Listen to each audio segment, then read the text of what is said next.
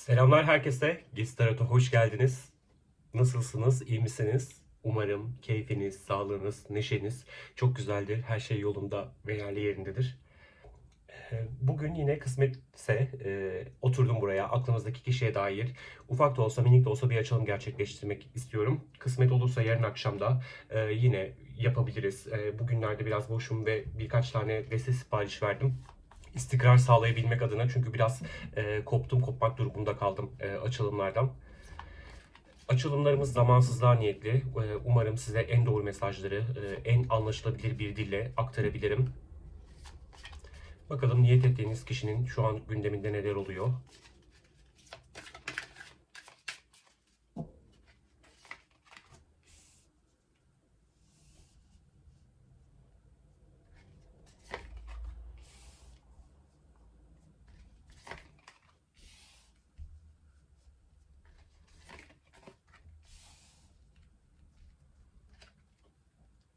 Valla bir belirsizlik hali söz konusu hayatında. Ben sanki bir mesaj, bir haber ulaştırmak istediğim hedeflerim var ve bunları gerçekleştirmek istiyorum. Durum ne kadar biraz belirsiz, bulanık olsa da eninde sonunda ulaşmak istediğim bir nokta var. Belki bazılarımız için ciddi bir, daha doğrusu niyet ettiğiniz kişinin ciddi bir beraberlik girişimi olacaktır. Belki bazılarımız için çok engel gördüğü, güç gördüğü bir anlaşma olacaktır. Yüzlük kartını görünce illa evlilik demeyelim. Sanki bir süre önce geçmişinde böyle içini yiyen durumdan olmuş. Belki bu vesile olacak olabilir onun harekete geçmesi için, o ulaştırması gereken mesajları belki kendisini göstermesi için. Durum ne kadar belirsiz olsa da bana biraz hoş hissettirmese de ben sanki bu adımları atmak istiyorum dercesine geldi. Biraz tarotla destekleyelim burayı.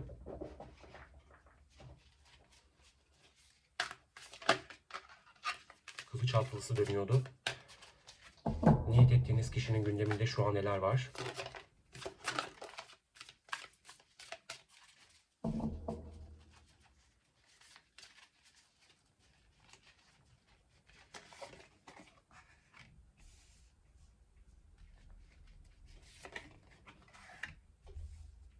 Bakın, belirsizlik ay kartı. Burada da hemen bir kılıç ikilisiyle bu harekete geçmek istiyorum. Yani yani içimi kemiren durumlara rağmen bu benim zaten büyük bir isteğim, arzu duyduğum bir şey, ama bu harekete geçme konusunda hala belli belirsiz bir ikilemim var diyor.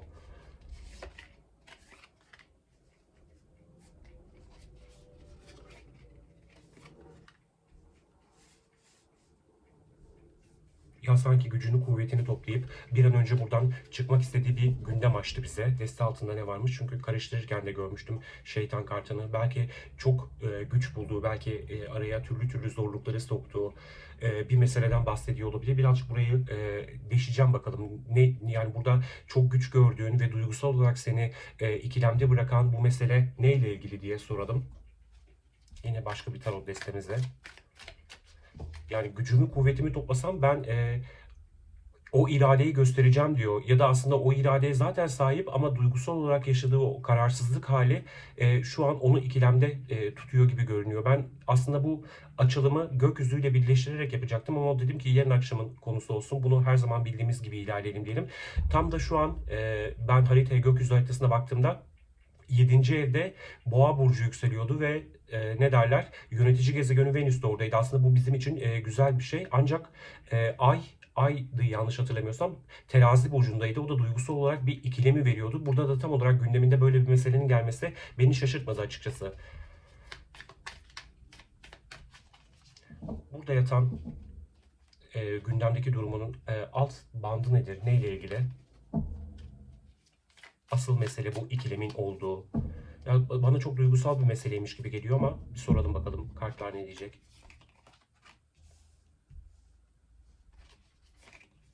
Evet, bakın, kupa ikilisi attı kılıç ikilisinin üzerine. Yine bir imparatorun üzerine güneş kartı geldi. Ve değnek beşlisi. Alt tarafta da bir kader çarkı, onun altında neymiş? Ya bakın, ya istekleri, arzuları doğrultusunda bir takım şeyler çok güç bela ilerlemiş. Belki ne bileyim, hayatında çok değerli gördüğü bir insanı, bu siz de olabilirsiniz ya da kendi gündeminde kimse bu. Yani çok güzel paylaşımlarda bulunduğu, yani varlığının ona güç kazandırdığı, belki maddi alışverişlerin de zamanında olduğu bir insan. Bu yani tamamen bir aşk üzerine bir okuma. Ben belki onun sayesinde çok iyi hissediyordum kendimi. Yani çünkü bu kadar güzel şeyler hissedip harekete geçmemek de çok ilginç değil mi? Belli ki burada bir takım bir zorluk var. Çünkü değnek beşlisi, hatta araya dediğim gibi kısıtlamalar girmiş. Çünkü Satürn'dür yönetici gezegeni. Türlü türlü engeller girmiş ve şu an belli ki şartları pek iyi değil bu insanla ilgili. Belki ne bileyim yüzük kartı bir anlaşmanın çok güç kuvvet gerektiğinden de bahsediyor olabiliriz. Yani ben bunun değişmesini istiyorum. Yani benim hayrıma olacak bir şekilde ilerlesin. Ancak süreç çok yavaş oldu. Belki bununla ilgili küçük de olsa adım atmış olabilir. Belki bu siz de olabilirsiniz dediğim gibi. Bakın yani şu an o mutlu beraberlik ona kendisini şu an yoksun, dışarıda hissettiriyor. Peki hemen duygusal olarak ne durumda olduğunu soralım. Niyet ettiğiniz kişi kendi hayatında, kendi yaşamında duygusal olarak nasıl hissediyor kendisini? Hangi duygularla geçiriyor günlerini? Hangi duygular daha ağır basıyor hayatında?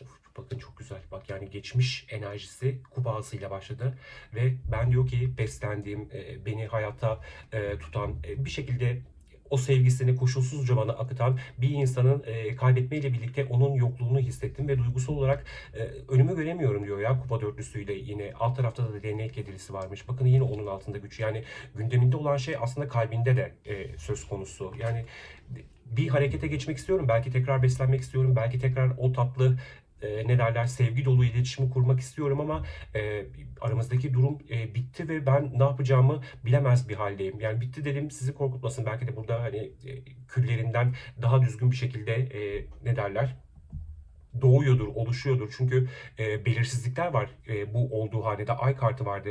Bunun altında güneş kartı var, imparator kartı var. Belki bir takım bu zorlukların yaşanması gerekiyordu kişinin daha düzgün, sevgi dilini daha kolay sizlere, belki çevresindeki aktarabilmesi için. Şu an içinde bulunduğu durumun güç gelmesi, belki zamanında harekete geçememesi ya da geçse bile o hareketlerin ne kendisini ne karşısındakini tatmin eder nitelikte olduğu için duran bir dönemden geçiyor ve muhtemelen bir sevgi eksikliği hissediyor. Biraz burayı seçelim. Bununla mı alalım? Evet, ışık yolundan alalım. Duygusal olarak ne durumdasın dedik. En doğru bilgiler bizimle ulaşsın, bize ulaşsın.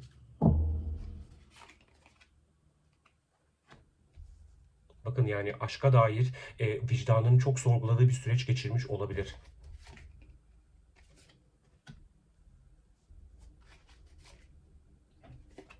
İmparator kartının olduğu haneye yine bir enerjini yansıt ve yönlendir. Yani aslında potansiyel olduğunu görüyor olabilir. Belki kendi hayatını çok dik bir yokuşa tırmanmıştır. Bakın burada bir tilki var, dağ kartı var. Yani kendi kendine engeller yaratmış ve bu engellerin altında şu an eziliyor olabilir. Ve kupa dörtlüsünün üzerine bağışlamak kartı geldi. Yani bağışlanamayacağını düşündüğü bir takım zorluklar yaratmış olabilir. Size deste altına gözüm gidince bir durdum öyle. Dediğim gibi kupa dörtlüsünün olduğu hanede yine bir güç kartı var. Yüzük, yani ulaşmak istediği bir hedef var ama ona biraz zor ve çetrefilli geliyor. Sanki burada bir beslendiğim bir insan var, sevgi dolu olduğunu bildiğim insan var ama ben o bana çok neşeli, çok destekleyici, keyifli bir yandan gelirken ben ona türlü türlü zorluklar, belki bir sürü engel çıkardım. Belki bazılarımız daha burada şeytan kartında görüyorum. Araya başka durumlar, kalp kırıcı alışkanlıklar, her şey girmiş olabilir ve ben bağışlanmak için nasıl harekete geçeceğimi bilmiyorum, bilemiyorum diyor olabilir. Yine alt tarafta İkiz Alev Ruh Birliği kartımızla birlikte. Peki size dair gündeminde neler var bu insanın? Yine Lenormand'la devam edelim. Size dair gündeminde neler var?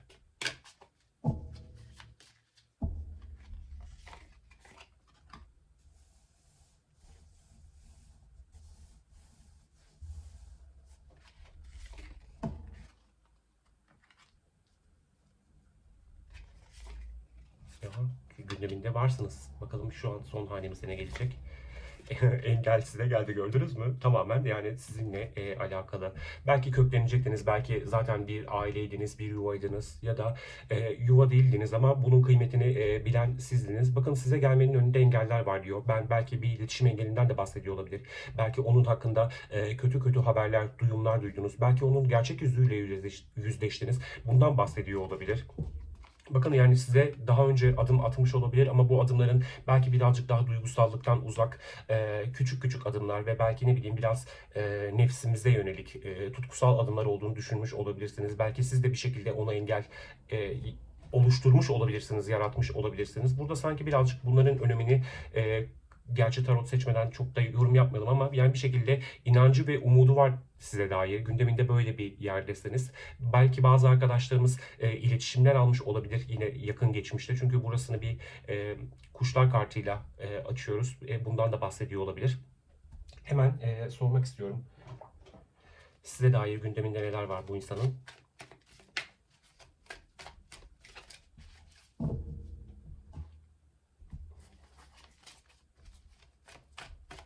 Niyet ettiğiniz kişinin size dair gündeminde neler var?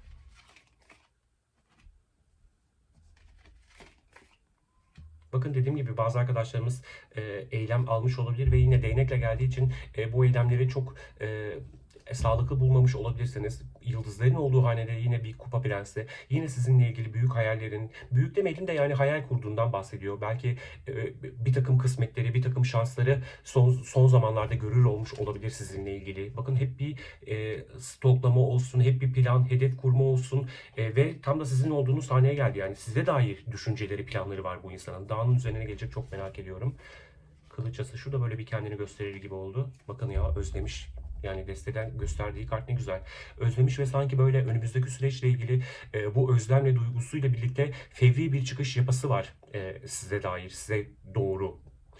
Kılıçların Şövalyesi İkizler Burcu'nu temsil eden bir karttı. Böyle çok hızlı yanıp sönen, hızlı parlayan, yani tüm şövalyelerde olduğu gibi İkizler'de birazcık da hep şey deriz ya, böyle bir hani kafası karışık, kararsız bir arketiptir. Bir eser gürler. Ya biraz öyle bir enerjisi var ama özlem duygusuyla bugünlerde size doğru bir hamle ya da önümüzdeki günlerde size doğru bir hamle yapacak olabilir ve malum Merkür Retrosu'na doğru gidiyoruz. Çok olası olabilir bu hamleler ama şu an bu duruma, bu kısma yansıyan duruma göre zaten bu hamleleri önceden tayin eden, planlayan bir insan yansıyor buraya. Çünkü bakın ağaç kartı, tılsım onlusu, gittiğinden mutsuz, pişman olan bir insan var burada.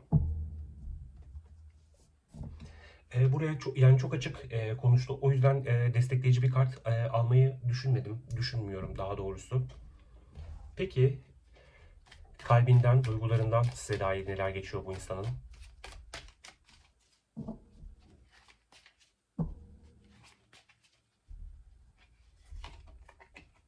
Bakın değnek prensi yine prenses yani bu gerçekten bazı arkadaşlarımız adımlar almış olabilir. Belki çok önceden adım almışsınız. Bundan da bahsediyor olabilir. Gerçi çok önceden demek istemiyorum ama bu yani burada değnek prensi belki hali hazırda bazı arkadaşlarımız bir şekilde konuşuyordur ama o istedikleri konuşmayı yaşayamıyorlar da olabilirler ama yani geçmiş hanesinde bu haberci nitelikteki ulak kartlarının gelmesi bana hep bunu hissettiriyor. Çünkü böyle oluyor benim hayatımda da, yani okuma yaptığımız insanlarda da, dediğim gibi kendi yaşamımda deneyimlediğim şeyler. Yani geçmişte böyle kartlar çıktığı zaman genelde iletişimin bir şekilde olduğu insanlar yansıyor. Bakalım.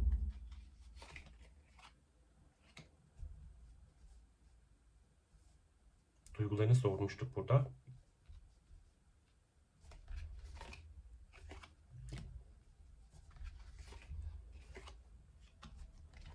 Ya bakın, kendi gündeminde kupa dokuzusuyla başlamıştık. Burada da bir mutluluk kartı, kupa dokuzusu, aslan adam. Yani çok düşüne neyin onu tatmin ettiğini, neyin onu iyi hissettirdiğini sizi düşündüğü zaman aklına bunlar geliyor olabilir. Tabii dediğim gibi size yaşattıklarından, durumlar yarattığından ötürü birazcık karşısında eskisi gibi yumuşak karınlı, iyi huylu bir insan beklemiyor olabilir.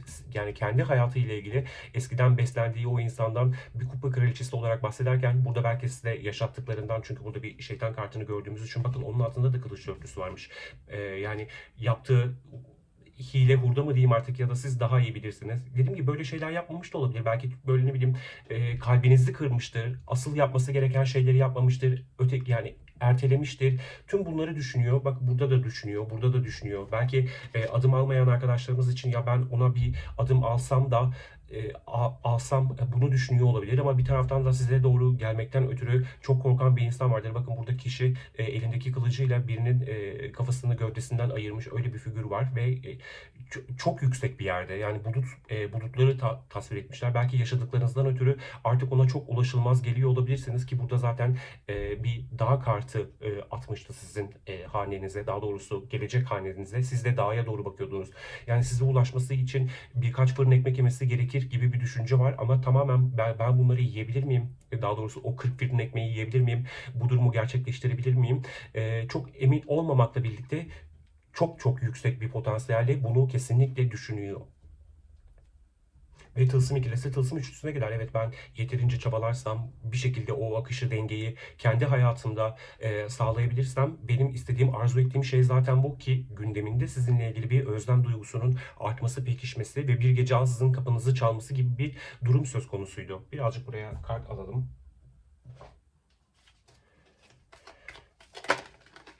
Bakın kendini dönen kart. Sabır kartı.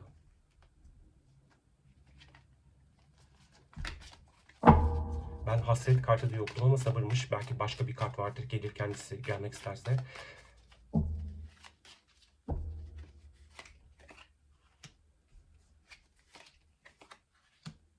Aile, ağaç, mücrimiyet, pişmanlık. Bakın yani tecrübeli durumlardan ötürü. Belki bu insanın çok kolay bir şekilde size doğru harekete geçememesinin altında yatan şey size yaptıkları, tüm bu olanı düşünmek. Belki burada yine kılıç dörtlüsüyle sizi düşündüğünden bahsetmiştik. Güç toplamasından bahsetmiştik.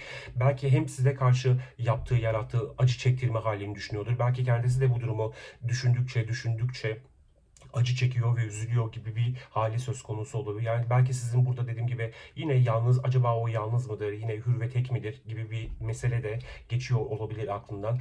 Yine burada geçmiş hanesinde prens eylem kartıdır, haber kartıdır dedik. Bir maceraya atılma kartıdır. Ya sabırla bunun gerçekleşmesini de diliyor olabilir. Çünkü bakın sabır enerjisi geçmiş hanesine attı. Belki bu bazı arkadaşlarımız da eylem de alamamış olabilir tabii. Bu eylemleri beklemiş de olabilir. Bakın olacak ve gelecek olanı telaş etmeden bekleme ve zamana teslimiyet.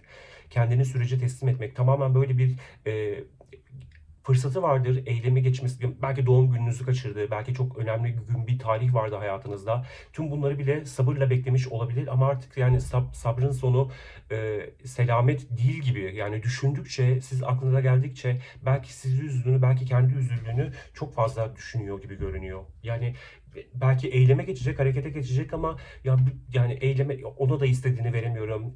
Ben de bir şekilde istediğimi alamıyorum. Ya da daha doğrusu öyle türlü zorluklar, pişmanlıklar yaşattım ki kendimi suçlu hissettiğim için harekete geçemiyorum, eyleme geçemiyorum gibi bir durum söz konusu. Yine sizin ne kadar ona karşı set çeken, duvar çeken bir tarafınız olsa da kendi sevdiğiniz insanlarla, ailevi ortamınızda mutlu olduğunuzu da düşünüyor olabilir. Ne yapalım, ne soralım buraya? Şuradan yine başka bir tarot destesi alalım. Peki yani gündeminde bir harekete geçme, eyleme geçme gibi bir durumdan, özlemlerinden bahsettin. E, Yani bu özlem duygusuyla eyleme geçmeyi, ne bileyim bir mesaj, bir arama, bir şeyler yapmayı düşünüyor musun? Geçiyor mu aklından? Böyle bir niyet var mı diye soralım.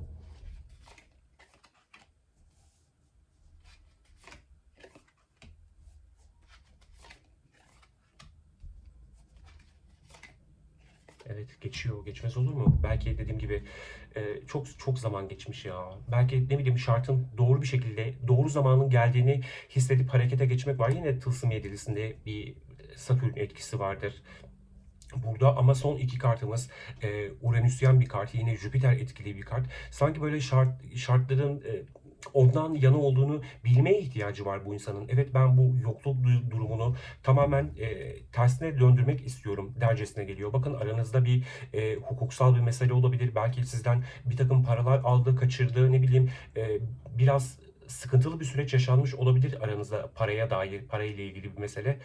Burada sanki belki bunu size hakkınız olanı teslim etmek de var. Belki kapınızı bu şekilde çalma bir durumu da olacak olabilir. Evet benim planlarım var. Belki eskiden daha karamsardım. Daha kötü bakıyordum olaylara, olayların gidişatına ama geldiğim düzlükte diyor ki ben bu durumu tersine çevirmek istiyorum.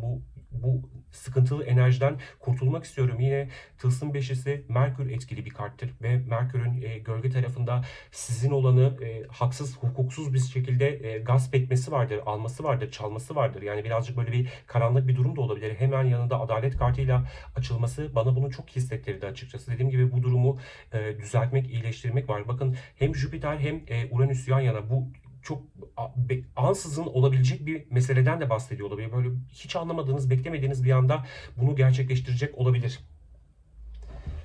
Destek alalım mı buraya? Alalım şuradan, şu desteden.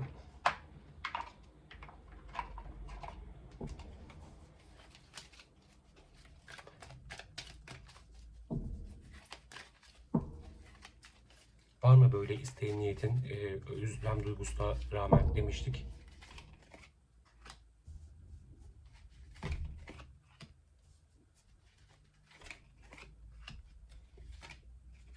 Evet, yani size olan hayranlığı pekiştikçe ben burada ne dedim, hani bir şekilde sizden de bir ışık görmeye çalışıyor olabilir. Burada da birazcık sanki o doğru titreşimleri yakalaması gerekiyor gibi hissetmiş olabilir. Bakın bazı arkadaşlarımızın aklındaki kişinin hayatında karmik bir partner diyor burada gerçi ama ne bileyim biri olmuş olabilir. Belki onunla bir özgürleşme sürecinden çıkmış olabilir. Yani sanki tüm bunlar yaşanırken böyle bir iyileşme durumu söz konusu. Belki yine bir takım insanların akıllarındaki kişiler gözlemci kalmış olabilir ya da birazcık daha bu gözlemci kalmasıyla ne derler, hayranlığının da pekişmesiyle harekete geçecek olabilir.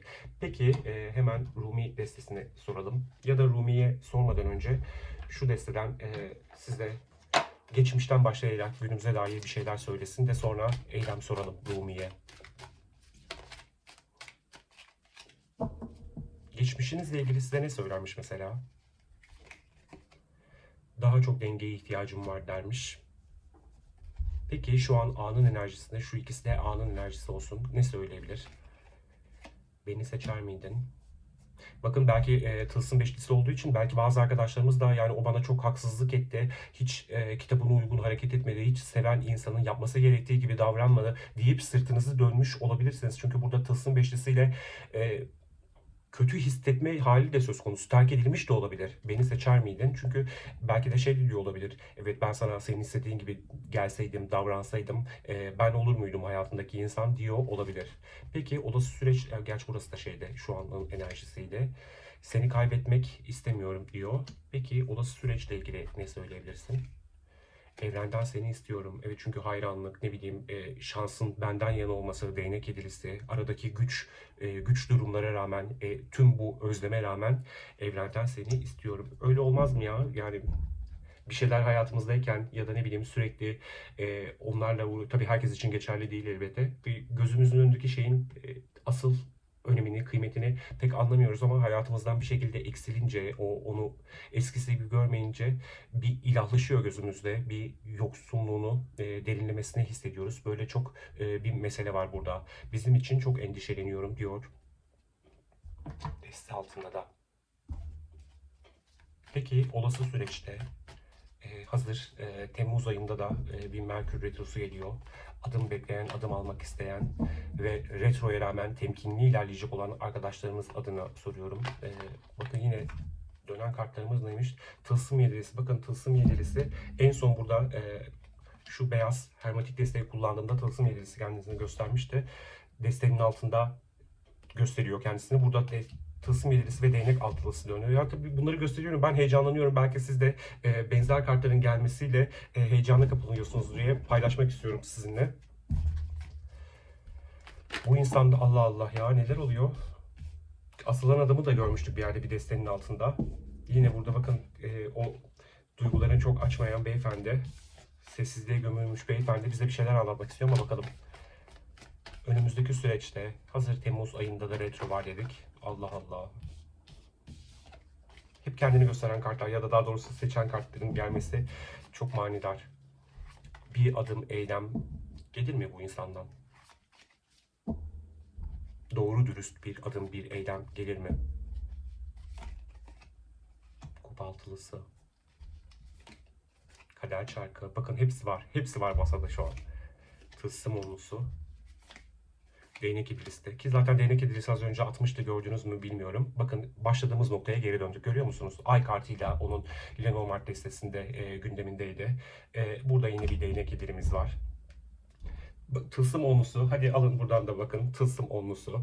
Şunu da şuraya koyayım. Kader çarkı mı istiyorsunuz? Kader çarkını da hemen getireyim. Kader çarkımız da burada. Bakın bu insanın hayatında belli ki bir takım meseleler yaşanıyor. Evet, belki çok güç bulacak olabilir. Belki çok uğraşmalı bir ilişki gibi düşünüyor olabilir, yaklaşıyor olabilir. Ama özlem duygusu öyle bir sarıyor ki ben tekrar onunla olur muyum? Onunla olmak istiyorum. Yani şansım, kısmetim onunla olsun. Belki aynı hataları, belki demeyeyim yani, çünkü burada kötü bir kart yok. Tüm bu korkularına, endişelerine rağmen belki göreceği düşmanlık mı diyeyim, bir şekilde saldıracak olabilirsiniz, canını okuyacak olabilirsiniz, her şey olabilir ama sanki burada bunları göğüsleyecek bir insan var. Çünkü buraya yansıyan duruma göre sanki belli bir takım meseleleri sizinle aşmış, yakalamış bu insan ya. Yani kalbi cayır cayır yanıyor gibi görünüyor. Gerçekten de öyle görünüyor. Ya dilerim hakkınızda en güzel olsun. Çünkü bu insan ben harekete geçerim diyor ya. Zaten bir zaman önce özlemeye başladım ben diyor. O özlem duygusu eminim zorluyor onu. Bakın hiç bu açıda mesela kılıç ikilisi gördük, kılıç dörtlüsü gördük. O zor kartları görmedik. Gerçekten görmedik. Burada bir kendi gündemiyle ilgili bir şeytan kartı vardı. Dediğim gibi siz daha iyi biliyorsunuz. Yani tabii şeytan kartı da bize o iki kartın korktuğumuz o iki kartın anlatmadığı birçok şeyi de anlatabilir ama dediğim gibi burada tüm bu yaptığı zorbalıkları, zorlukları, güçlükleri düşünen bir insan var ve sanki bu insanın zamanı yaklaşıyor gibi. Dilerim hakkınızda en güzeli, en hayırlısı olsun. Yani buraya yansıyan duruma göre bu insan biraz özlemiyle ne derler, kavruluyor ve önümüzdeki süreçte birazcık daha kavrulacak ve tüm engellere, zorluklara rağmen harekete geçecek olabilir. Yani değnek idilisinin üzerine kart seçmek istemiyorum. Çünkü evet, bir zorlama vardır orada. Belki korkularından kaynaklanan bir zorlama. Onun altında ne varmış? Bakın Ermiş zaten ben bunu çok düşündüm, çok ettim, içimi sızlatan meseleler vardı der gibi geliyor. Bakın onun altında da kupası varmış. Dediğim gibi kimler uyumlanacak, kimlere bu adımlar gidebilir bilmiyorum ama hakkınızda en güzeli olsun istiyorum. Sizin için de böyle ay kehanet kartlarından bir tane kart sizin için almak istiyorum yalnızca. Büyük resme bakın. Belki kaçırdığınız bir şeyler vardır bilmiyorum. Ve deste altı mesajımız da enerjinin hızlandığından bahsediyor ki şu an büyüyen ay dönemindeyiz. Dolunay'a doğru ilerliyoruz. Dilerim hakkınızda en güzeli olsun. Kolaylıkla olsun. Neşeyle, keyifle olsun diyorum. Ve açılımı noktalıyorum. Valla araya verdik ama güzel bir açılım oldu. Ben çok beğendim. Dediğim gibi daha uzatıp e, zorlamak istemiyorum enerjiyi. Çok açılımın başından beri çok güzel geldi diyorum ve yarın akşam görüşmek dileğiyle diyorum. Kendinize çok ama çok iyi bakın. Hoşça kalın.